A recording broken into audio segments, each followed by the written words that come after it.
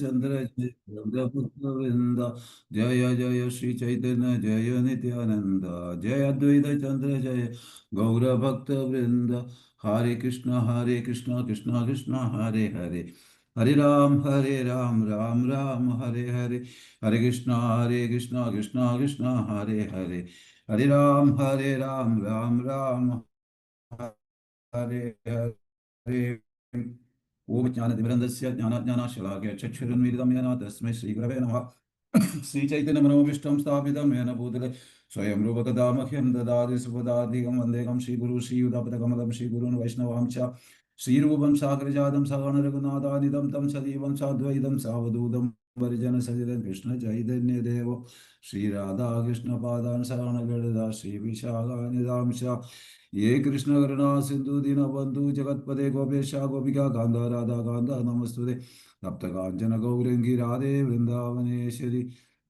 वृषभानुसुते देवी प्रणमामि हरिप्रिये वाञ्छाकल्पतरुभ्यश्च कृपा सिन्धुभ्यश्च पतितानां पावनेभ्यो वैष्णवेभ्यो नमो नमः ओम नमो भगवते वासुदेवाय ओम नमो भगवते वासुदेवाय ओम नमो भगवते वासुदेवाय श्रील प्रभुपाद की गुरुदेव की जय हरे कृष्णा गुरु परंपरा की जय वृंदावन शरण गोस्वामी की नामाजय दशा गुरु की जय निताय गौर प्रमानंदे हरि हरि बोल हरे कृष्णा എല്ലാവരുടെയും ഗുരുക്കന്മാർക്ക് എൻ്റെ പ്രണാമം ഹരിബോൾ ഹരേ കൃഷ്ണ ശ്രീ ചൈതന്യ ചരിതാമൃതം മഹാപ്രഭുവിന്റെ പിൽക്കാല ലീലകൾ മധ്യലീലയിലെ ഒന്നാമത്തെ അധ്യായത്തിലെ 96-ാമത്തെ ശ്ലോകം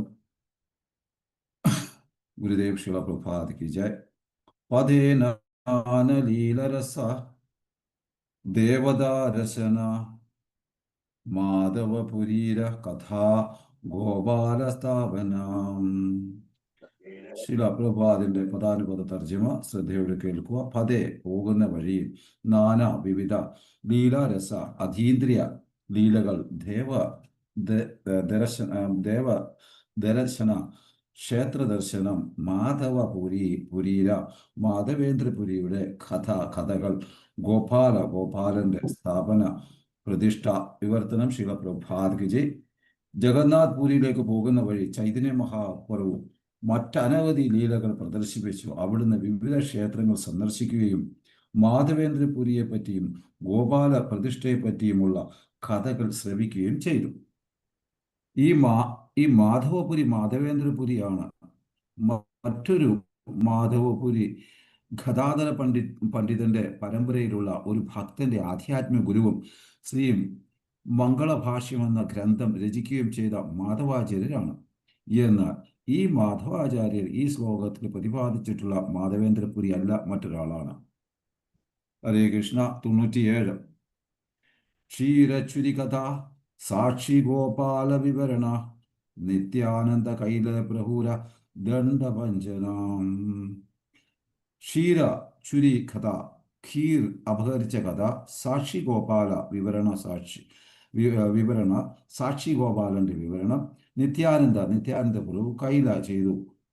പ്രഭുര മഹാപ്രഭുവിന്റെ ദണ്ഡഭഞ്ജന സന്യാസദണ്ഡിന്റെ ഭേദനം വിവർത്തനം. ശ്രീ ചൈതന്യ മഹാപ്രഭു നിത്യാനന്ദ പ്രഭുവിൽ നിന്ന് ക്ഷീരച്ചുരി ഗോപിനാഥന്റെ സാക്ഷി ഗോപാലന്റെ കഥ ശ്രവിച്ചു. പിന്നീട് നിത്യാനന്ദ പ്രഭു ചൈതന്യ മഹാപ്രഭുവിന്റെ സന്യാസദണ്ഡ് ഒഴിച്ചു കളഞ്ഞു. മുമ്പ് ബംഗാൾ മായപ്പൂർ റെയിൽവേ എന്നറിയപ്പെട്ടിരുന്ന ഉത്തരപൂർവ റെയിൽവേയിലെ ബാലേശ്വർ സ്റ്റേഷനിൽ നിന്ന് ഏകദേശം 5 മൈൽ അകലെ രേമുണയിലാണ് ഈ ക്ഷീരചൂരി ഗോപിനാഥ ക്ഷേത്രം സ്ഥിതി ചെയ്യുന്നത്. പ്രശസ്തമായ ഖോരഗ്പൂർ സ്റ്റേഷനിൽ നിന്ന് ഏതാനും മൈലുകൾ അകലെയാണ് ഈ ബാലേശ്വർ സ്റ്റേഷൻ. കുറച്ചു കാലം മുമ്പ് ക്ഷേത്രത്തിന്റെ തലവൻ മേദിനിപൂർ അഥവാ മിഡ്നാപൂർ ജില്ലയുടെ അതിർത്തിയിലുള്ള ഗോപി വല്ലഭപുരത്തെ ശ്യാമസുന്ദര അധികാരിയായിരുന്നു. അങ്ങനെ ശ്യാമസുന്ദര അധികാരി ശ്യാമാനന്ദ ഗോസ്വാമിയുടെ മുഖ്യ ശിഷ്യനായിരുന്നു. രസികാനന്ദ മുരാരിയുടെ പിൻഗാമിയായിരുന്നു. അങ്ങനെ ജഗന്നാഥ്പുരി സ്റ്റേഷന് ഏതാനും മൈലുകൾ മുമ്പിലായി സാക്ഷി ഗോപാലൻ എന്ന് വിളിക്കപ്പെടുന്ന ചെറിയൊരു സ്റ്റേഷനുമുണ്ട്. ഈ സ്റ്റേഷന് സമീപത്തുള്ള സത്യവാദി ഗ്രാമത്തിലാണ് സാക്ഷി ഗോപാല ക്ഷേത്രം സ്ഥിതി ചെയ്യുന്നത്. അടുത്ത 98 നിത്യാനന്ദ പ്രഭു തന്റെ സന്യാസദണ്ഡ ഭേദിച്ച ശേഷം ചൈതന്യ മഹാപ്രഭു പ്രത്യക്ഷത്തിൽ അത്യന്തം ക്ഷുഭിതനായി കാണപ്പെടുകയും നിത്യാനന്ദ പ്രഭുവിന്റെ സംഘം ഉപേക്ഷിച്ച് ജഗന്നാഥ് ക്ഷേത്രത്തിലേക്ക് ഒറ്റയ്ക്ക് യാത്ര ചെയ്യുകയും ചെയ്തു. അങ്ങനെ ജഗന്നാഥ് ക്ഷേത്രത്തിൽ പ്രവേശിച്ച് ഭഗവാൻ ജഗന്നാഥനെ ദർശിച്ച ഉടനെ ചൈതന്യ മഹാപ്രഭു ബോധരഹിതനായി നിലംപതിച്ചു. ഇവിടെ ഹരേ കൃഷ്ണ, ശില പ്രഭുപാദ് കി ജയ്. ഹരേ കൃഷ്ണ. ഇവിടെ വളരെ പ്രധാനപ്പെട്ട 2-3 ലീലകളാണ് വർണ്ണിക്കുന്നത്. ഒന്ന് സാക്ഷി ഗോപാലന്റെ, 2 ക്ഷീർ ഗോപിനാഥ്, അതായത് ഭഗവാൻ ചോർ ഗോപിനാഥ് എന്ന് പറയും, കീർ ചോർ ഗോപിനാഥ് എന്ന് പറയും. അതായത് അദ്ദേഹം തൻ്റെ ഭക്തനായ മാധവേന്ദ്രപുരിക്ക് വേണ്ടി ആ പാൽപായസം മധുരം മോഷ്ടിക്കുന്ന കഥ. പിന്നെ നിത്യാനന്ദ പ്രഭു ദണ്ഡ് സന്യാസ ദണ്ഡ് ഓടിച്ച കഥ. ഇതാണ് നമ്മളിപ്പോൾ വർണ്ണിക്കാൻ പോകുന്നത്. അപ്പോൾ നിങ്ങളത് വളരെ ശ്രദ്ധയോടെ ശ്രദ്ധിക്കുക. വളരെ രസകരമായ ഒരു കഥയാണ് ഇതിൻ്റെ അകത്ത് പറയുന്നത്. അപ്പോൾ നമ്മൾ ഒന്ന് നോക്കാം എങ്ങനെയാണെന്ന്. ഇനി ഈ ചൈതന്യ ചരിതാമൃതത്തിലാണ് നമ്മൾ ശരിക്കും ഭഗവാന്റെ തന്നെ ആഹ്ലാദ ശക്തിയായ അല്ലെങ്കിൽ ചിത് ശക്തിയായ രാധാറാണിയെ പറ്റി വളരെ ഭംഗിയായിട്ട് വിവരിക്കുന്നത്. ചൈതന്യ മഹാപ്രഭു രാധാറാണി തന്നെയാണ്, കൃഷ്ണൻ തന്നെയാണ്. അപ്പോൾ ഹ്ലാദീൻ രസാര പ്രേമസാര ഭാവ എന്ന് നമ്മൾ പറയുന്നു. പിന്നെ അതായത് ചൈതന്യ ചരിതാമൃതം സന്യാസലീലയെ പറ്റിയാണ് അവിടെ ഇപ്പോഴത്തെ നമ്മുടെ മധ്യമ ലീലയിൽ പറയുന്നത്. ശ്രീകൃഷ്ണ ചൈതന്യ രാധാകൃഷ്ണ അന്യ എന്നാണ് പറയുന്നത്. ശ്രീകൃഷ്ണ ചൈതന്യം രാധാകൃഷ്ണൻ തമ്മിൽ ഭേദമില്ലെന്നാണ് ഇവിടെ ആചാര്യന്മാർ പറയുന്നത്. അപ്പോൾ സന്യാസം സ്വീകരിച്ചിട്ട് വ്യാകരണവും തത്വശാസ്ത്രങ്ങളും ഇത്യാദി ഒരു നിമായി പണ്ഡിതനായിരുന്നു. ആ പണ്ഡിതനിൽ നിന്ന് അദ്ദേഹത്തിന് പരിവർത്തനം വരികയാണ് എപ്പോൾ സന്യാസ ദീക്ഷം സ്വീകരിച്ചു. അതുപോലെ ഹരിനാമ ദീക്ഷ സ്വീകരിച്ചതിന് ശേഷം അദ്ദേഹം കൂടുതലും ഹരിനാമ സങ്കീർത്തന ആന്തോലനത്തിലേക്ക് അദ്ദേഹം പ്രവേശിക്കുകയാണ് ചെയ്തത്. അപ്പോൾ നമ്മൾ അത് നേരത്തെ കണ്ടതാണ്. അപ്പോൾ അദ്ദേഹത്തിനുണ്ടാകുന്ന മാറ്റങ്ങളൊക്കെ നമ്മൾ നേരത്തെ കണ്ടു. ഇവിടെ നിത്യാനന്ദ പ്രഭുവിന് ഇഷ്ടമായില്ല ചൈതന്യ മഹാപ്രഭുവിന്റെ കയ്യിലെ സന്യാസദണ്ഡ. അപ്പൊ എന്തുകൊണ്ട് ദണ്ഡ് ഭംഗ ലീല എന്ന് പറഞ്ഞാൽ ദണ്ഡ് ഒടിച്ച ലീല നിത്യാനന്ദ പ്രഭു എന്തുകൊണ്ട് ചെയ്തു? അപ്പൊ എന്താണ് അതിന്റെ കാരണം? അതിന്റെ ഉള്ളിലിരിപ്പ് എന്താണ്? സത്യത്തിൽ ചൈതന്യ മഹാപ്രഭുവിന്റെ ആഗ്രഹം നിത്യാനന്ദ പ്രഭു ദണ്ഡ് ഒടിച്ച് കളയണം, സന്യാസ ദണ്ഡ് ഒടിച്ച് കളയണമെന്നാണ്. കാരണം അതെന്താണ് അതിന്റെ കാര്യങ്ങൾ, ഡീറ്റെയിൽസ് നമുക്കൊന്ന് നോക്കാം. ഇവിടെ പ്രതിപാദിക്കുന്നത്, അപ്പം നിത്യാനന്ദ പ്രഭുവിന് ഇഷ്ടമായില്ല ചൈതന്യ മഹാപ്രഭുവിന്റെ കയ്യിലെ സന്യാസദണ്ഡ. കാരണം നമുക്കറിയാം, നമ്മൾ ത്രിദണ്ഡി സന്യാസികളാണ്. മനസ്സാ വാച കർമ്മണ നമ്മൾ പൂർണ്ണമായിട്ടും ശാരീരികമായിട്ടും മാനസികമായിട്ടും പ്രവൃത്തി കൊണ്ടും നമ്മൾ പൂർണ്ണമായിട്ടും ഭഗവാനിൽ ശരണ പ്രാപിക്കുന്ന സന്യാസദണ്ഡയാണ് ത്രിദണ്ഡി. നമ്മൾ ത്രിദണ്ഡി സന്യാസികളാണ്. അതുകൊണ്ടാണ് നമ്മൾ കൂടുതലും പിന്നെ നോർമലായിട്ട് നമ്മൾ വീട്ടിലൊക്കെ ആരതി എടുക്കാൻ നേരത്ത്, അതായത് ധൂപ്പ് കൊടുക്കുമ്പോൾ സാമ്പ്രാണി 3 എണ്ണം എടുക്കുന്നത്, അതിനെ പ്രതിദാനം ചെയ്യുന്നു. ഇവിടെ സന്യാസദണ്ഡ കാരണം മനസാവാച നമുക്കറിയാൻ കണ്ടു കഴിഞ്ഞു.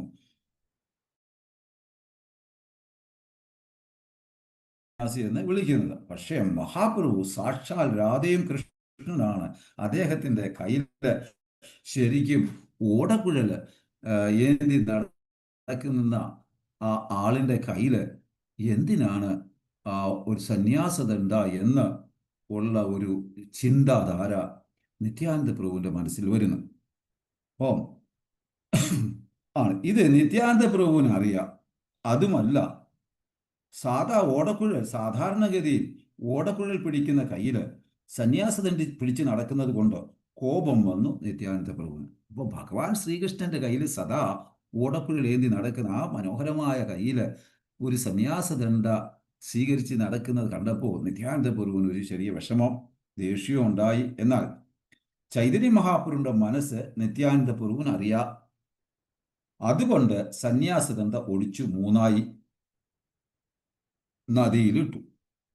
എന്നാൽ മഹാപ്രഭു നിത്യാനന്ദ പ്രഭുവിന്റെ അടുക്കൽ ദേഷ്യപ്പെടുന്നു. ഇത് ഇവർ തമ്മിലുള്ള ഒരു ലീലയാണ്. ഇവർക്ക് രണ്ടുപേർക്കും പരസ്പരം ദേഷ്യമില്ല, എന്നാൽ ദേഷ്യപ്പെടുന്നു.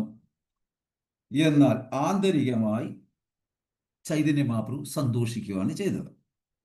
ചൈതന്യ ഭാഗവതം പറയുന്നു, ഓഹേ ദണ്ഡാമി യാൻറി ഭായി ഹൃദോയി സി തുമാര ഭായി ബേഖ് ഈ തു യുക്തനാഹി. നീ ഇത് ചെയ്തത് ശരിയായില്ല എന്ന് ചൈതന്യ മഹാപ്രഭു പറയുന്നു.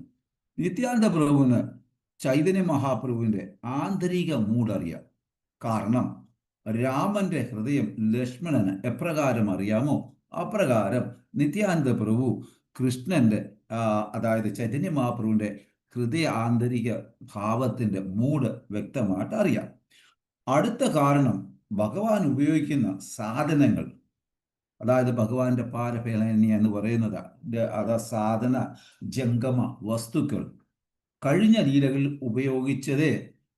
ഉപയോഗിക്കൂ. നിത്യാനന്ദ പ്രഭു കഴിഞ്ഞ ആ ലീലകളിൽ ഭഗവാന്റെ മെത്ത ചൈതന്യ ഭാഗവതത്തിൽ വ്യക്തമായിട്ട് പറയുന്നുണ്ട്. ഒരുപാട് കാര്യങ്ങൾ, എന്തിൽ ഞാൻ കുറച്ച് പറയും. ഭഗവാന്റെ മെത്ത, ഭഗവാന്റെ പാതുകം, ഭഗവാന്റെ ചാമര, ശംഖ്, വെഞ്ചാപുരം, പൂണൂൽ, വസ്ത്രം, തലയിണ, സിംഹാസനം, കിരീടം ഇത്യാദി എല്ലാം ആരായിരുന്നു? നിത്യാനന്ദ പ്രഭു സംഘർഷൻ ആയിരുന്നു. അടുത്ത കാരണം ഭഗവാൻ സ്വയം ചൈതന്യൻ ഭഗവാൻ സന്യാസദണ്ഡ പിടിച്ച് നടക്കുന്നത് ബുദ്ധിമുട്ടാണ്.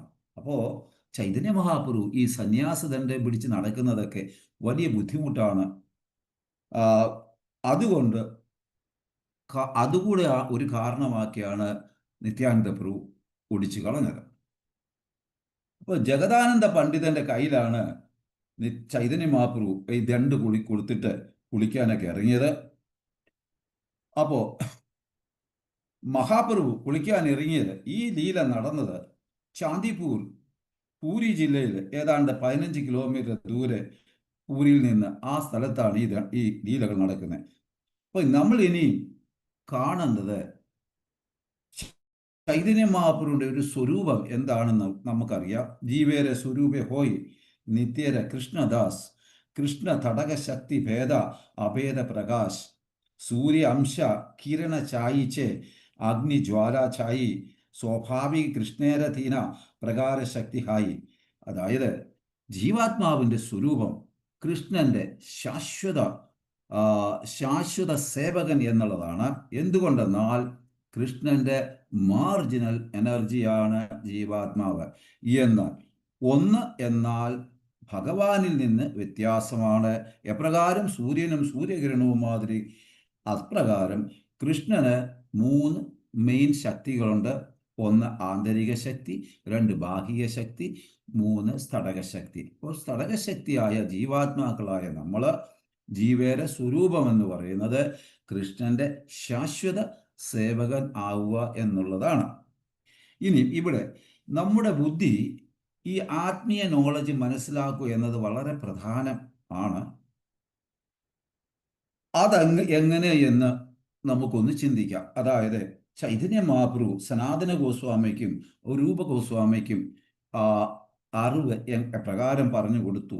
അതായത് ആദ്യം തന്നെ നമ്മൾ ഇരിക്കുക, ഉപവിഷ്ടനാകൂ, ഇരിക്കുക. എന്നിട്ടോ പിന്നെയോ കേൾക്കുക, പിന്നെ വായിക്കുക, പിന്നെ അത് പറയുക. അപ്പം നമ്മൾ നമ്മുടെ ബുദ്ധിയിൽ കയറ്റുകയും ദിനചര്യയിൽ ഉൾപ്പെടുത്തുകയും ചെയ്യുക. ഇങ്ങനെയാണ് ശാസ്ത്രങ്ങൾ പഠിക്കണമെന്ന് ചൈതന്യ മഹാപ്രഭു സനാതന ഗോസ്വാമിക്കും രൂപ ഗോസ്വാമിക്കും പറഞ്ഞു കൊടുക്കും. ഇത് നമ്മൾക്ക് കാണിച്ചു തരുന്നു. ഉദാഹരണം പറയുകയാണെങ്കിൽ ഇവിടെ രൂപ ഗോസ്വാമി 10 ദിവസം മഹാപ്രഭു പറയുന്നത് കേട്ടിരുന്നു. സനാതന ഗോസ്വാമി 2 മാസം മഹാപ്രഭു പറയുന്നത് കേട്ടിരുന്നു. മഹാപ്രഭു സ്വയം 7 ദിവസം സർവൂമ ഭട്ടാചാര്യർ പറയുന്നത് കേട്ട് ഇതിന് ശേഷമാണ് മഹാപ്രഭുവിന്റെ അഭിപ്രായം പറഞ്ഞത്.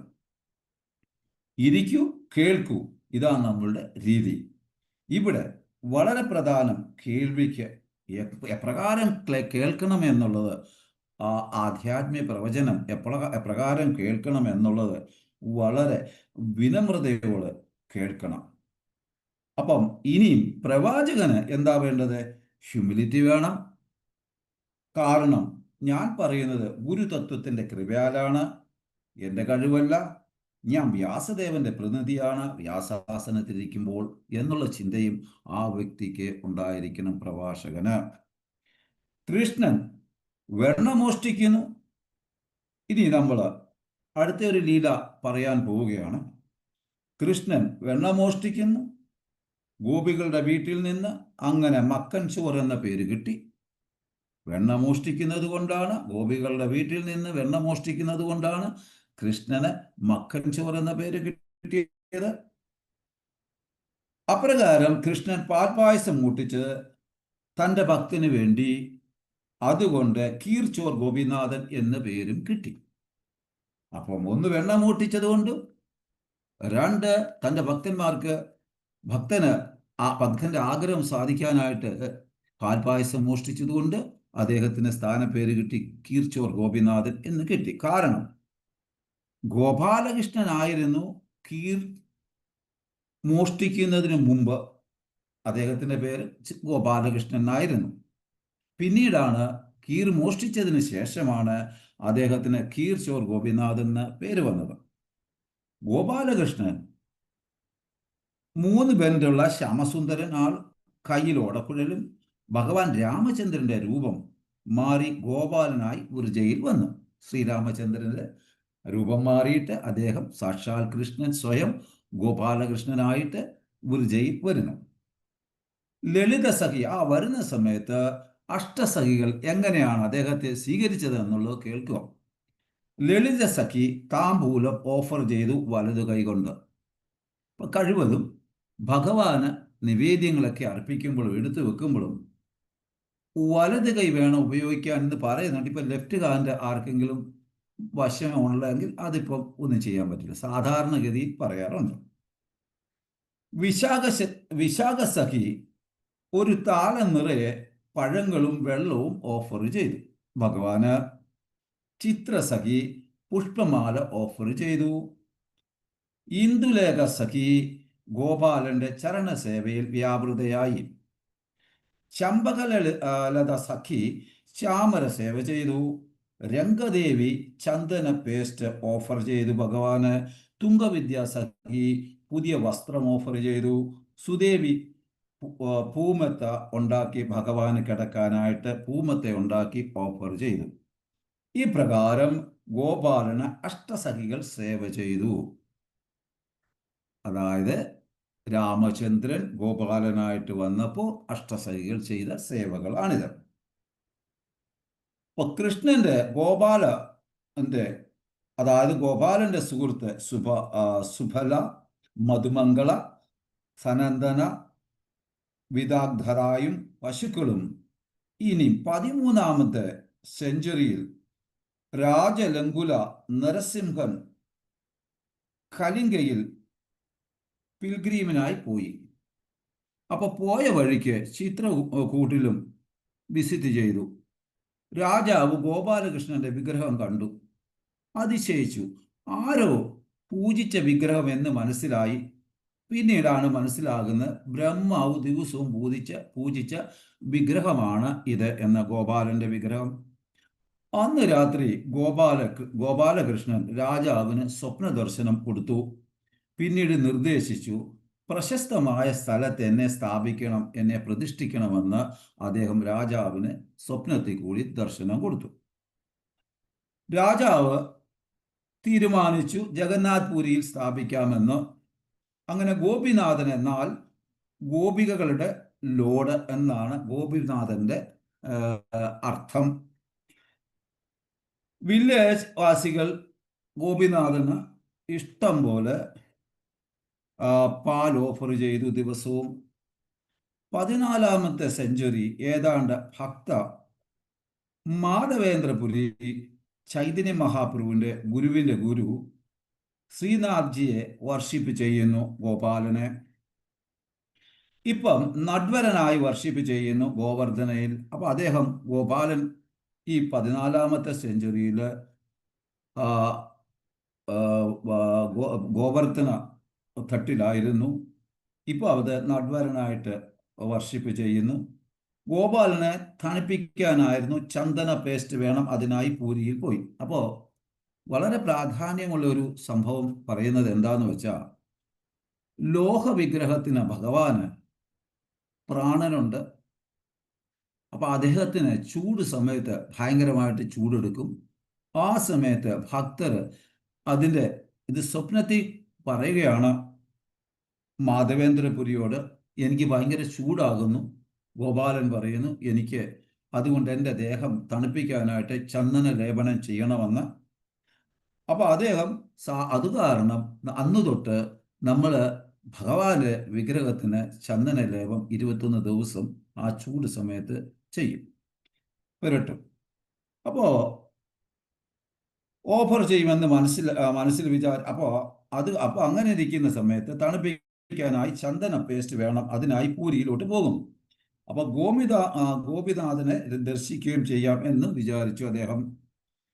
അപ്പൊ അവിടെ അമൃത കേളി ഓഫർ ചെയ്യുന്നു. നമ്മൾ ഈ പറയുന്ന പാൽപായസം, അതിനെ അമൃത കേളി എന്നാണ് പറയുന്നത്, ഓഫർ ചെയ്യുന്നു.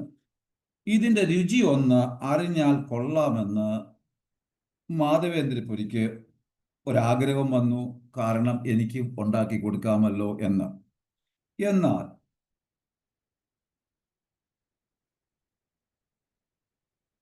അപ്പൊ ഗോപാലന് ഓഫർ ചെയ്യാമല്ലോ എന്ന് ഉടനെ തന്നെ അദ്ദേഹം ചിന്തിച്ചു, ഞാൻ അപരാധം ചെയ്തു, ഭഗവാനെ നേദിക്കുന്നതിന് മുമ്പ് രുചിക്കാൻ പാടില്ലല്ലോ, ആ രുചി നോക്കണമെന്ന് ചിന്തിക്കാൻ പോലും പാടില്ല.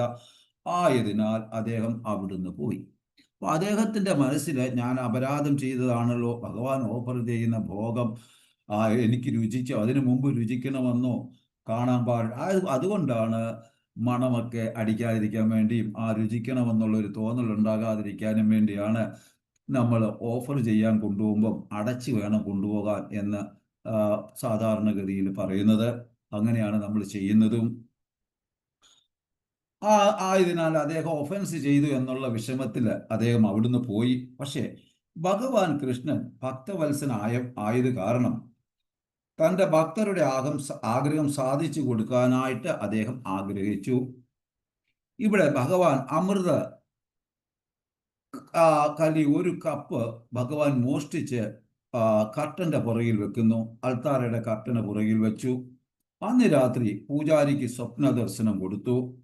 നിർദ്ദേശിച്ചു, ഞാൻ ഒരു കപ്പ് പാൽപായസം മോഷ്ടിച്ച് വെച്ചു, മാർക്കറ്റിൽ ഇരുന്ന് കരയുന്നുണ്ട് എൻ്റെ മഹാഭക്തനായ മാധവേന്ദ്രപുരി, അദ്ദേഹത്തിന് കൊടുക്കുക എന്ന്. അപ്പൊ പൂജാരി അവിടുന്ന് പോകുന്നു. ആരാണ്? മാധവേന്ദ്രപുരി എന്ന് വിളിച്ചാണ് പൂജാരി പോകുന്നത്. അപ്പൊ എന്താ സംഭവിച്ചത്? പൂജാരി നേരെ അവിടെ ചെന്നപ്പോൾ കരഞ്ഞുകൊണ്ടിരിക്കുന്ന മാധവേന്ദ്രപുരിയെ കാണുന്നു. അപ്പോൾ മാധവേന്ദ്രപുരിയോട് സ്വപ്നത്തിൽ കണ്ട കാര്യങ്ങളൊക്കെ പറയുന്നു. അങ്ങനെ അദ്ദേഹം ആ കപ്പ് കൊടുക്കുന്നു. അത് കിട്ടിയ മാത്രയിൽ അദ്ദേഹം കഴിച്ചിട്ടോ ആ മൺകപ്പിലാണല്ലോ പണ്ടത്തെ അന്ന് ഓഫർ ചെയ്യുന്നത്, ആ മൺകപ്പ് കൂടെ പൊടിച്ച് ഭഗവാന്റെ ആ മുഖാരവിന്ദ, ആ ചുണ്ട് പതിഞ്ഞതാണല്ലോ, രുചിച്ചതാണ്, അതും അദ്ദേഹം കഴിച്ചു. അപ്പൊ ഈ കഥ നാട് മൊത്തം മനസ്സിലാകുമെന്ന് മാധവേന്ദ്രപുരിക്ക് അറിയാമായിരുന്നു. അത് കാരണം എത്രയും പെട്ടെന്ന് മാധവേന്ദ്രപുരി അവിടുന്ന് പോകാൻ ആഗ്രഹിച്ചു. അപ്പോൾ ഈ പൂജാരി അവിടുന്ന് മാറിയ സമയം നോക്കി അദ്ദേഹം നേരെ പൂരിക്ക് വിടുന്നു. കാരണം ആവശ്യമില്ലാതെ ആൾക്കാരെല്ലാം മഹാഭക്തനാണെന്ന് വന്ന് ബഹുമാനിക്കും. ഇതാണ് ശുദ്ധഭക്തന്റെ ലക്ഷണം. നമ്മളെ പോലുള്ളവർ എന്തെങ്കിലും ഒരു ചെറിയ ഇവിടുന്ന് എന്തെങ്കിലും ഒരു ചെറിയൊരു കൃപ കിട്ടിയാൽ അത് 10 പേരെ കാണിക്കുകയും ഞാൻ വലിയ ഭക്തനാണെന്ന് പറഞ്ഞ് അവരുടെ മുമ്പിൽ ഞെളിയുമൊക്കെ ചെയ്യും. ഇത് നമ്മുടെ ഒരു ദോഷമാണ്. പക്ഷേ ശുദ്ധഭക്തർക്ക് അങ്ങനെയില്ല. അവരൊരു വേറൊരാൾ അറിയാൻ ആഗ്രഹിക്കുന്നില്ല. അപ്പൊ അങ്ങനെ ഇദ്ദേഹം പൂരി ചെല്ലുന്നതിന് മുമ്പ് തന്നെ നമ്മുടെ ആൾക്കാരല്ലേ ഖബർ അവിടെ ചെന്ന് വിവരം അവിടെ എത്തി. അപ്പൊ അവിടെ അദ്ദേഹത്തിനെ സ്വീകരിക്കാൻ റെഡിയായി മഹാഭക്തനായ മാധവേന്ദ്രപുരി പറയുന്നത് ഇതാണ് അദ്ദേഹത്തിന്റെ ഇടയ്ക്ക് നടന്ന ലീലകളെന്ന്. അതുകൊണ്ടാണ് ഖീർചോർ ഗോപിനാഥ് എന്ന പേര് കിട്ടുന്നത്. അപ്പൊ ജഗന്നാഥ്പുരിയിലെ രാജാവിൽ നിന്ന് ചന്ദനം വാങ്ങി തിരികെ വന്നു. കാരണം ഇനിയും ഗോവർദ്ധനെ പോകണം. രമുനയിൽ കൂടിയാണ് ഈ സമയം ഗോപാലൻ സ്വപ്നത്തിൽ വന്ന് പറയുന്നു, ഞാനും ഗോപിനാഥനും തമ്മിൽ യാതൊരു വ്യത്യാസമില്ല. നീ ഇനി ഈ ചന്ദനം തൂക്കി അവിടെ കൊണ്ടുപോകേണ്ട കാര്യമില്ല, ഭാരം താങ്ങേണ്ട കാര്യമില്ല. ഗോപിനാഥനെ പുരട്ടിയാൽ മതി എന്ന് മാധവേന്ദ്രയ്ക്ക് സ്വപ്ന ദർശനം കൊടുക്കുന്നു. മാധവേന്ദ്രപുരി ചന്ദൻ യാത്രയുടെ ഉത്സവം ആക്കി. അങ്ങനെ അക്ഷയ തൃതീയയുടെ അന്നാണ് ഈ ചന്ദൻ യാത്ര നടത്തുന്നത്. അപ്പോ ഈ അക്ഷയ തൃതീയയുടെ കാര്യം പറഞ്ഞപ്പോൾ ഈ സബ്ജക്റ്റിൽ ഇല്ലാത്തതാണ്, എങ്കിലും നമ്മുടെ ഭക്തരുടെ ഇടയിലും ഒരു ചെറിയൊരു ധാരണയുണ്ട്, അക്ഷയ തൃതീയയുടെ അന്ന് സ്വർണം വാങ്ങിക്കണം. ഇതാരുണ്ടാക്കി എന്നുള്ളത് അറിയത്തില്ല. ശരിക്കും അക്ഷയ തൃതീയന്ന് സ്വർണദാനമാണ് കൊടുക്കേണ്ടത്. പിന്നെ സ്വർണം അക്ഷയ എന്ന് പറഞ്ഞാൽ ക്ഷയമില്ലാത്തത്, നാശമില്ലാത്തത് എന്നുള്ളതാണ്. അപ്പൊ ഈ ചന്ദൻ യാത്ര നടത്തുന്നത് അക്ഷയ തൃതീയയുടെ അന്നാണ്. അക്ഷയ തൃതീയയിൽ ഒരുപാട് കാര്യങ്ങൾ നടക്കുന്നുണ്ട്. അപ്പൊ ബ്രാഹ്മണന് സ്വർണം ദാനം കൊടുക്കുക, ഗോക്കളെയൊക്കെ ദാനം കൊടുക്കുക, അവരാവശ്യമുള്ള സാധനം അവർ കൈ വെച്ചിട്ട് ബാക്കിയുള്ളത് അടുത്ത ബ്രാഹ്മണന് അവർ ദാനം ചെയ്യണം. അല്ലാതെ അവരെ തലമുറയ്ക്ക് വേണ്ടി മാറ്റി വെക്കാനല്ല ശാസ്ത്രം പറയുന്നത്. അപ്പൊ ഈ അക്ഷയ തൃതീയയുടെ മഹിമകളൊന്ന് എന്തൊക്കെയാണ്? ഒരുപാട് മഹിമകളുണ്ട്, ഓടിച്ചിട്ട് പോവുക. ഗംഗാദേവി ഭൂമിയിൽ വന്നത് അക്ഷയ തൃതീയയുടെ അന്നാണ്. അതാർക്കും വേണ്ട. അന്ന് സ്നാനം ചെയ്യുന്നത് വളരെ പുണ്യമാണ്, ഗംഗാ സ്നാനമൊക്കെ ചെയ്യുന്നത് വളരെ പുണ്യമാണ്. സ്വർണം മാത്രം വായിച്ചാൽ മതി, വീട്ടിൽ അതിന് കൊലപാതകവും നടക്കും. അക്ഷയ തൃതീയയുടെ അന്ന് അശുഭമായ സമയമില്ല. അപ്പൊ അക്ഷയ തൃതീയയുടെ അന്ന് മുഹൂർത്തമില്ല. അക്ഷയ തൃതീയയുടെ അന്ന് മുഴുവനും നല്ല സമയമാണ്. അപ്പം ആരും സാധാരണഗതിയിൽ മുഹൂർത്തം നോക്കാറില്ല. അതൊരു വലിയ പ്രത്യേകതയാണ്. ഈ ദിവസം കൃഷ്ണഭക്തർക്ക് കൃഷ്ണകൃപ ശാശ്വതമായി കിട്ടും. ആ കിട്ടുന്ന കൃഷ്ണകൃപ ഒരിക്കലും നഷ്ടപ്പെടുന്നില്ല. 3, അക്ഷയ എന്നാൽ ക്ഷയമില്ലാത്തത്, ഫലം ഒരിക്കലും നഷ്ടപ്പെടുന്നില്ല. 4, ദ്രൗപദിക്ക് അക്ഷയപാത്രം കിട്ടിയത് അക്ഷയ തൃതീയയുടെ അന്നാണ്, ആ ദിവസമാണ് സൂര്യദേവന്. 5, ഈ ദിവസം സ്വർണം വാങ്ങുന്നു, വീട് വാങ്ങിക്കുന്നു, വസ്തുക്കൾ വാങ്ങിക്കുമ്പോൾ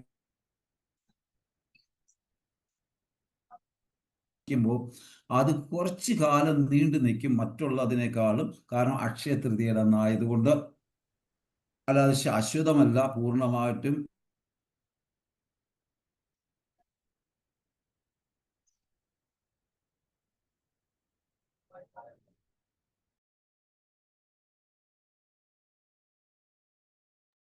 ഹരേ കൃഷ്ണ. സൗണ്ട് ഇല്ല പ്രഭു. ഹരേ കൃഷ്ണ. കേൾക്കാമോ ഇപ്പോ? ഇപ്പൊ കേൾക്കാം പ്രഭുജി. ഓക്കെ. ഞാൻ എവിടെ വരെയാ പറഞ്ഞത്? അക്ഷയ തൃതീയയുടെ സ്വർണം വാങ്ങിക്കും, സ്ഥലം വാങ്ങിക്കും, അത് ശാശ്വതമല്ല എന്ന് പറഞ്ഞു. ഓക്കെ. ശാശ്വതമല്ലെന്ന് വെച്ചാൽ കുറെ നാൾ നീണ്ടു നിൽക്കും, പിന്നെ കുറച്ച് അത് ക്ഷയിച്ചു പോകും. മറ്റേ ഭക്തി മാത്രമേ ഉള്ളൂ ശാശ്വതം. അടുത്ത ഭക്തി അക്ഷയം, കൃഷ്ണൻ അക്ഷയം, ആത്മാവ് അക്ഷയ. അതുകൊണ്ടാണ് അക്ഷയ തൃതീയയിൽ ഭക്തി ശാശ്വതമാണെന്ന് പറയാൻ കാരണം. 8, ഗുരുകുലം പഠനം നടത്തുന്നത് അക്ഷയ തൃതീയയുടെ അന്നാണ്. നമ്മൾ സ്കൂളിൽ കുഞ്ഞുങ്ങളെ ചേർക്കുന്നതൊക്കെ അക്ഷയ തൃതീയയുടെ അന്നാണ്, ഗുരുകുല പഠനത്തിന്. പണ്ടത്തെ കാലത്ത് ഭക്തി ഒരിക്കലും നശിക്കുന്നില്ല, എന്നാൽ ഭൗതികത കുറെ നാൾ നിൽക്കും. ക്ഷയമില്ല ഭൗതികതയ്ക്ക് കുറെ നാളത്തേക്ക്. അതുകൊണ്ടാണ് 10, വൈശാഖ ശുക്ല തൃതീയ എന്നും ഈ അക്ഷയ തൃതീയ വിളിക്കുന്നു.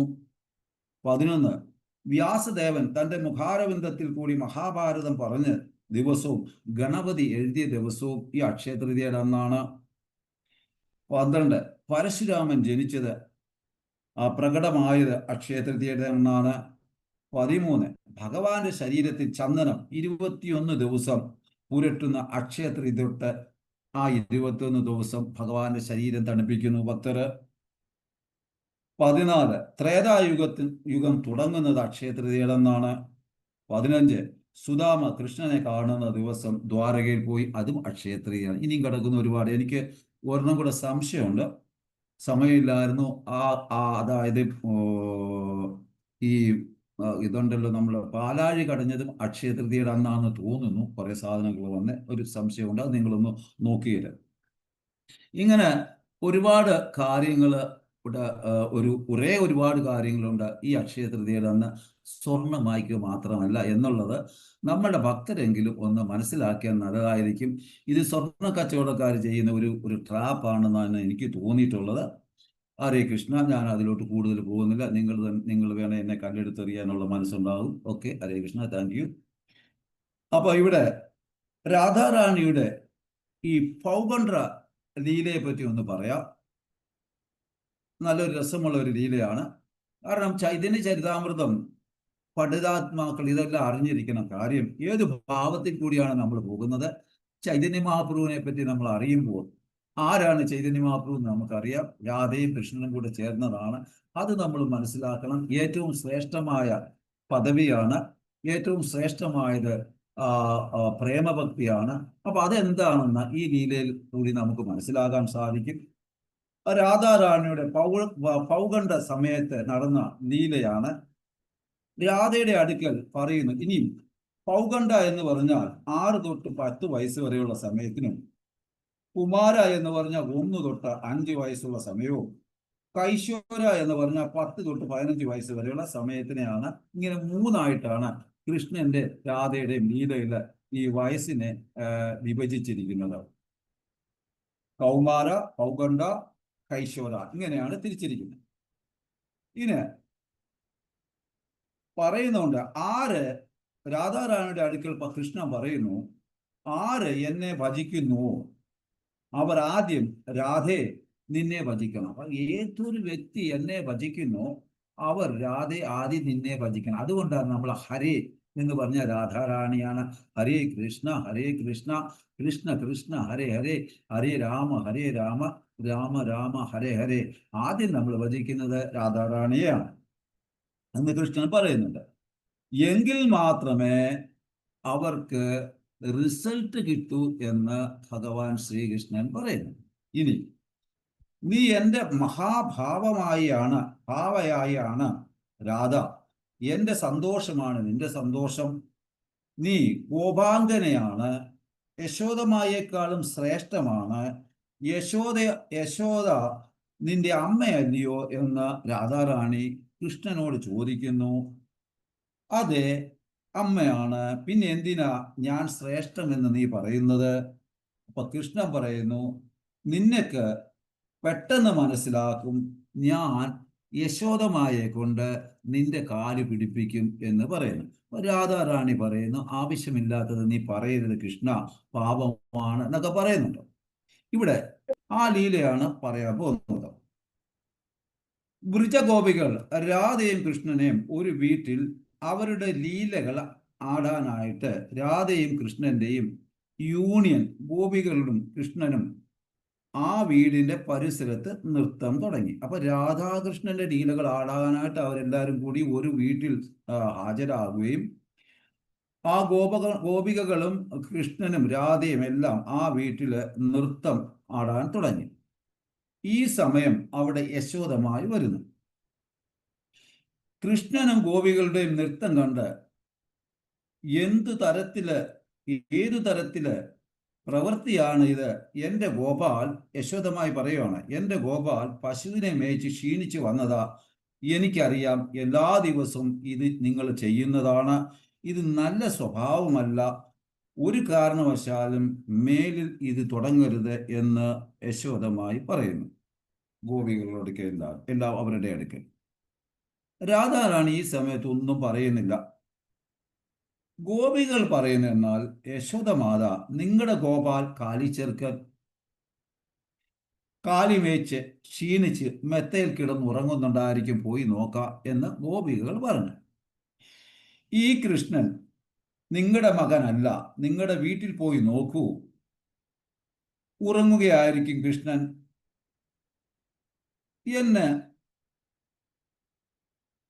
എന്ന പേര്. അത് കാരണം നിങ്ങൾ കൃഷ്ണൻ എന്ന പേര് എത്രയോ പേർക്ക് ഉണ്ട്, ഈ ഒരാൾക്ക് മാത്രമാണോ എന്ന് അവര് യശോദമ്മയോട് പറയുന്നു. യശോദമ്മയ്ക്ക് സംശയം, ഇതെങ്ങനെ സാധിക്കും? എൻ്റെ കൃഷ്ണന്റെ മാതിരി, എന്നാലും വീട്ടിൽ പോയി ഒന്ന് നോക്കാം എന്ന് വിചാരിക്കുന്ന യശോദമ്മ, ഇതെങ്ങനെയാണ് സാധിക്കുന്നത്? എന്നാലും ഞാനൊന്ന് വീട്ടിലൊന്ന് പോയി നോക്കാം എന്ന് യശോദമായി പോയി വിചാരിച്ചിട്ട് വീട്ടിൽ പോയി നോക്കുന്നു. യശോദമായ അതിശയിച്ച് കൃഷ്ണൻ അവിടെ വീട്ടിൽ പോയി നോക്കിയപ്പോൾ കൃഷ്ണൻ അവിടെ മെത്തയിൽ കിടന്ന് ഉറങ്ങുന്നു. യശോദമായി സന്തോഷവതിയായി ഉടനെ വന്ന് നോക്കിയപ്പോൾ സഖികളുമായി നൃത്തം ചെയ്യുന്ന ഇവിടെ വേറൊരു കൃഷ്ണൻ. അവിടെ യശോദ കൃഷ്ണൻ കിടന്ന് ഉറങ്ങുന്നു, ഇവിടെ ഗോപസഖികളെ കൃഷ്ണൻ നൃത്തം ചെയ്യുന്നു. സഖികളെ, ഞാൻ പറയുന്നത് കേൾക്കൂ. നിങ്ങൾക്ക് എവിടുന്ന് കിട്ടി എൻ്റെ കൃഷ്ണൻ മാതിരി ഒരു കൃഷ്ണനെ? രണ്ടാളും ഒരു വയസ്സാണല്ലോ. സംസാരം, നടത്തം, ബഹുമാനം, പെരുമാറ്റം എല്ലാം ഒരുപോലെ.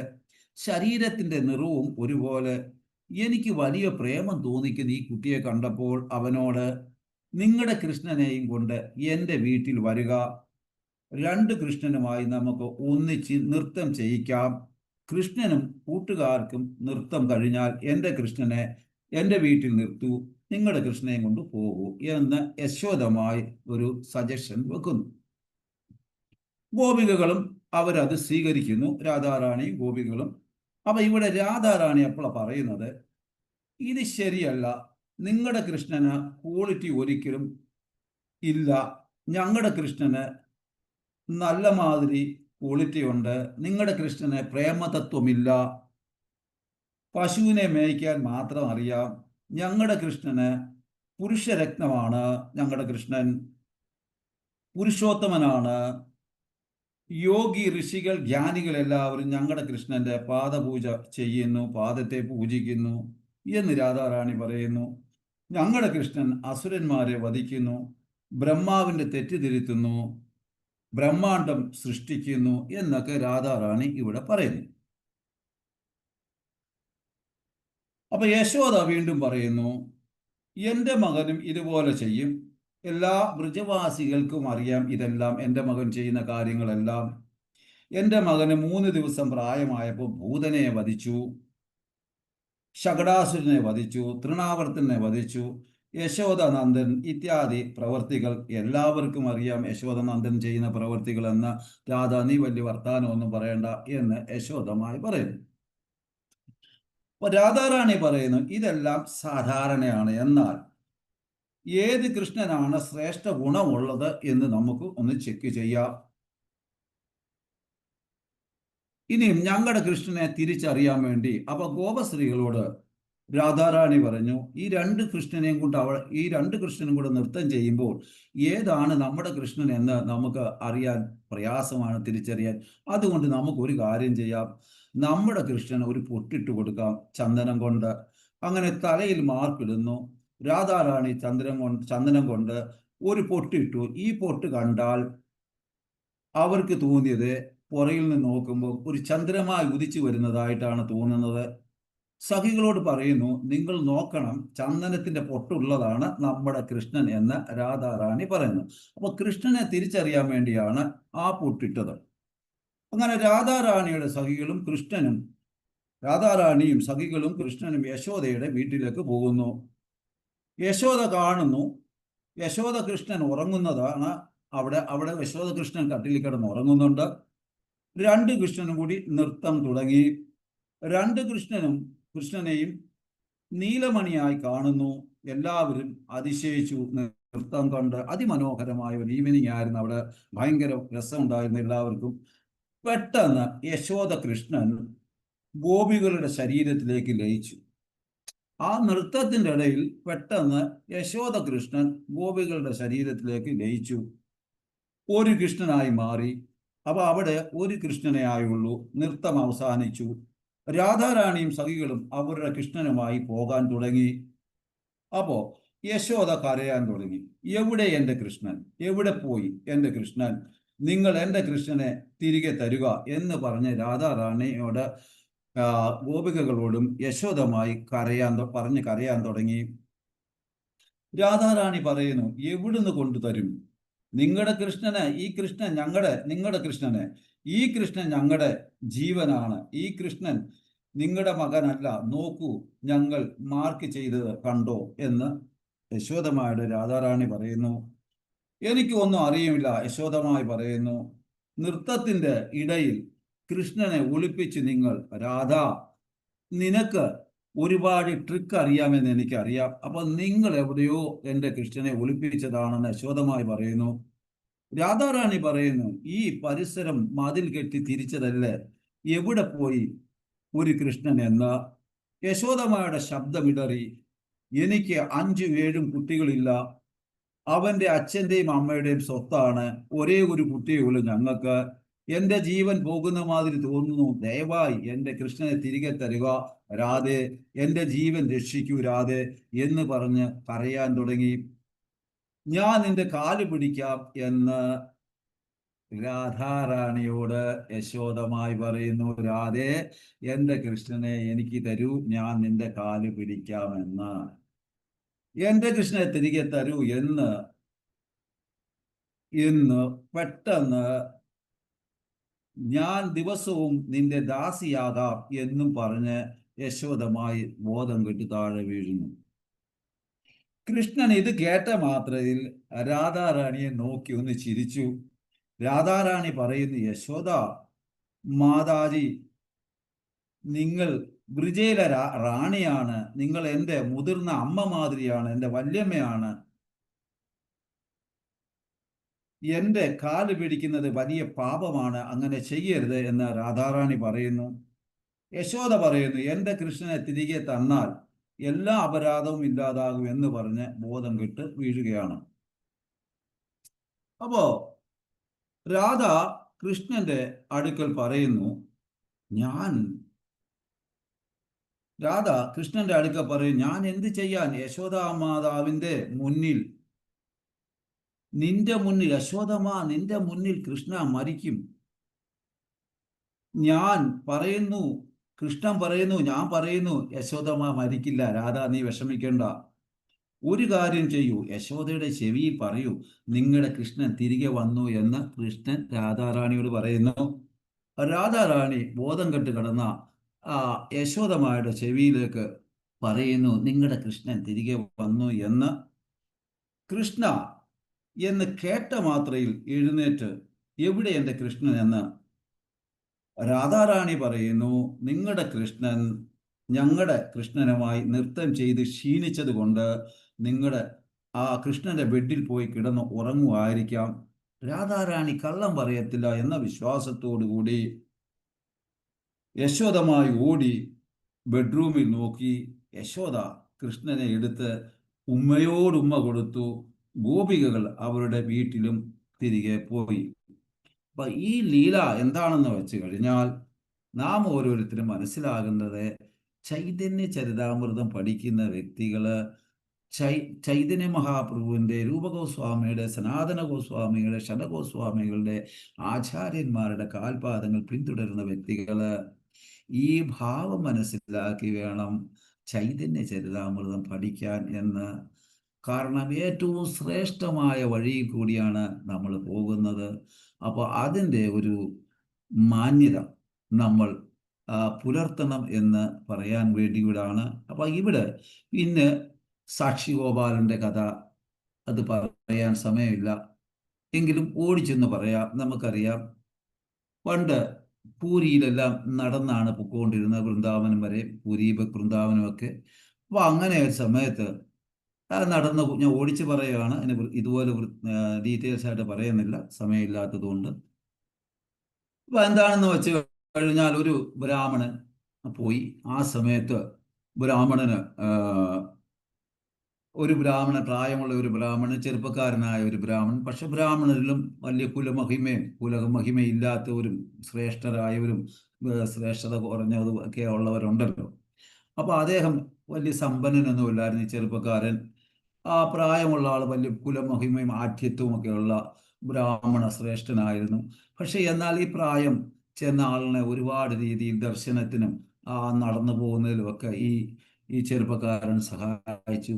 അതിൽ വളരെ സന്തോഷമായിട്ട് ഭഗവാന്റെ മുമ്പിൽ വെച്ചിട്ട് പറയുന്നു, നീ എന്നെ സർവീസ് ചെയ്ത് കാരണം ഞാൻ വളരെ സന്തോഷമാണ് ഗോപാലന്റെ മുമ്പിൽ വെച്ചിട്ട്. അപ്പോൾ പറഞ്ഞായതിനാൽ എൻ്റെ മകളെ നിനക്ക് ഞാൻ കല്യാണം കഴിച്ചു തരാം എന്ന് പറയുന്നു. അപ്പം ഇവിടെ ആ ചെറുപ്പക്കാരൻ ബ്രാഹ്മണൻ പറയുന്നുണ്ട്, വേണ്ട വേണ്ട, ഞാൻ സാധുവാണ്, നിങ്ങൾ വലിയ ആഠ്യമുള്ള ആളാണല്ലോ, അതുകൊണ്ട് നിങ്ങൾക്ക് പറ്റിയ എൻ്റെ ധർമ്മമാണ് അങ്ങയെ സേവ ചെയ്യുവാൻ, എനിക്ക് വേണ്ട. അല്ല, ഞാൻ ഭഗവാൻ. അപ്പം അദ്ദേഹം പറഞ്ഞു, ഭഗവാന്റെ മുമ്പിൽ വെച്ചിട്ട് പറ, ഗോപാലനുണ്ടല്ലോ. അപ്പം ഗോപാലൻ്റെ മുമ്പിൽ വെച്ചിട്ട് പറയുന്നു, ഞാൻ എൻ്റെ മകളെ കെട്ടിച്ചു കൊടുക്കുവാൻ തയ്യാറാണ് എന്ന് പറയുന്നു. ഓക്കെ എന്ന് പറഞ്ഞ് രണ്ടുപേരും പോകുന്നു.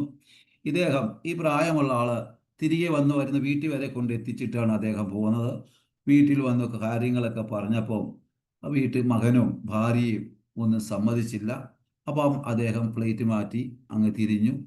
അപ്പോൾ ഈ ചെറുപ്പക്കാരൻ കുറച്ച് ദിവസം കഴിഞ്ഞിട്ട് വന്നു, അങ്ങനല്ലേ പറയുന്ന അങ്ങയുടെ മകളെ എനിക്ക് വിവാഹം ചെയ്തു തരാമെന്ന്, എന്താ സംഭവം, ഞാൻ അങ്ങനെ പറഞ്ഞിട്ടില്ലേ എന്ന് പറയുന്നു. അങ്ങനെ ഗ്രാമവാസികളെല്ലാം കൂടി അദ്ദേഹത്തിൻ്റെ മോൻ വളരെയധികം ശകാരിക്കുകയും അങ്ങനെയൊക്കെയുള്ള ലീലകളൊക്കെ നടന്നു.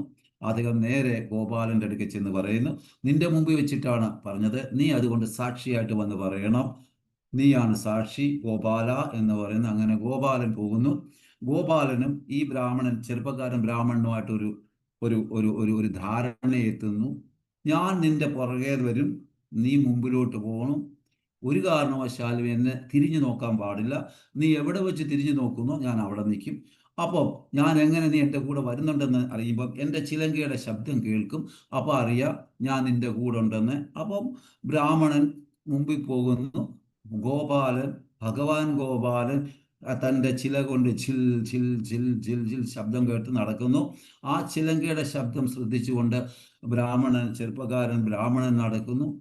അങ്ങനെ കുറച്ചു നേരം കഴിഞ്ഞപ്പോൾ ഈ ചിലങ്കയുടെ ശബ്ദം കേൾക്കുന്നില്ല. ഒന്നും കൂടെ ശ്രദ്ധിച്ചപ്പോൾ ഇല്ല. കുറച്ചും കൂടെ നോക്കി നടന്നപ്പോൾ ഇല്ല. അദ്ദേഹം തിരിഞ്ഞു നോക്കി. അപ്പോൾ പറയുന്നു, നീ ഞാനുമായിട്ടുള്ള ഈ ബ്രാഹ്മണന്റെ അതായത് ഗ്രാമത്തിന്റെ അടുത്തെത്താറായപ്പോഴാണ് ഇത് സംഭവിക്കുന്നത്.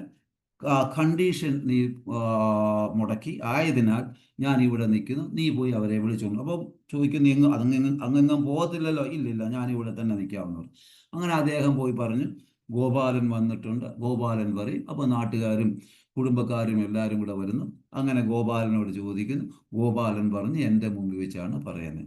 അപ്പോൾ സാക്ഷി പറഞ്ഞത് കൊണ്ടാണ് സാക്ഷി ഗോപാലനായി മാറിയത്. അത് വളരെ ഒരു നല്ല രസമായുള്ള ലീലയാണ്. ഹരേ കൃഷ്ണ. നിങ്ങൾക്ക് എന്തെങ്കിലും സംശയമുണ്ടെങ്കിൽ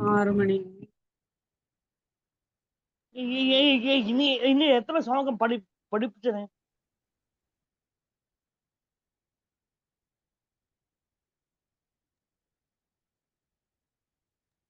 ഹരേ കൃഷ്ണ. ഹരേ കൃഷ്ണ പ്രഭു, ഹരേ കൃഷ്ണ പ്രഭു. നല്ല കാര്യം, ഭക്തി, സരസഭാഷണം ഒക്കെ. അക്ഷയതൃതീയുടെ കുറെ കാര്യങ്ങൾ കൂടെ കിട്ടി. ഏത് അക്ഷയതൃതീയിൽ വരുന്ന പ്രധാനപ്പെട്ട കാര്യങ്ങൾ കുറെ കിട്ടി. പിന്നെ പ്രഭുവിന്റെ സരസഭാഷണം. എന്തായാലും അക്ഷയതൃതീയ സ്വർണം വാങ്ങുന്നത് കുറെ ചിരിക്കാൻ പറ്റി. ഹരിബോൽ. ഹരേ കൃഷ്ണ. ഓക്കെ പ്രഭു. ഇനി ശ്ലോകം എത്ര വരെ പഠിപ്പിച്ചത്? 98 വരെ ഇല്ലേ പ്രഭു? 98. ഹരേ കൃഷ്ണ പ്രഭു. താങ്ക് യു പ്രഭു. പ്രണാമം പ്രഭു.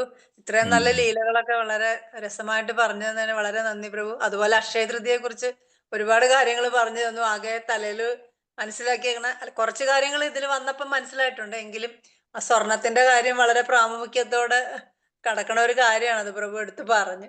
വളരെ നന്ദി പ്രഭു. ഹരേ കൃഷ്ണ. താങ്ക് യു പ്രഭു. മാതാജികളെല്ലാം എന്നെ ഓടിച്ചിട്ട് അടിക്കുക എന്നുള്ളത് എനിക്കറിയാം. ഇല്ല പ്രഭു, യഥാർത്ഥ വസ്തുത നമ്മൾ മനസ്സിലാവുമല്ലോ ഇവിടെ ഇങ്ങനെ ഈ സ്വർണം വാങ്ങിക്കല് പടർന്ന് പിടിച്ചോണ്ടിരിക്കുക തലവേദനയാണ് പ്രഭു പറഞ്ഞ കൊലം. അത് പറയേണ്ടത് ഒരു ആവശ്യം തന്നെയാണ് പ്രഭു. ഹരിബോൾ. ചിരിക്കാനും ഒരു അവസരവും കൂടെ കിട്ടി. ഹരിബോൾ. കൃഷ്ണ.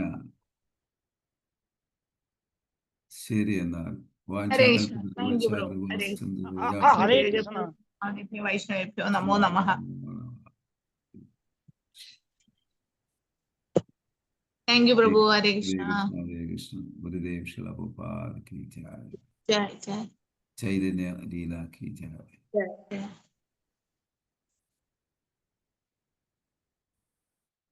ക്ലോസ് ചെയ്തോട്ടെ പ്രഭു?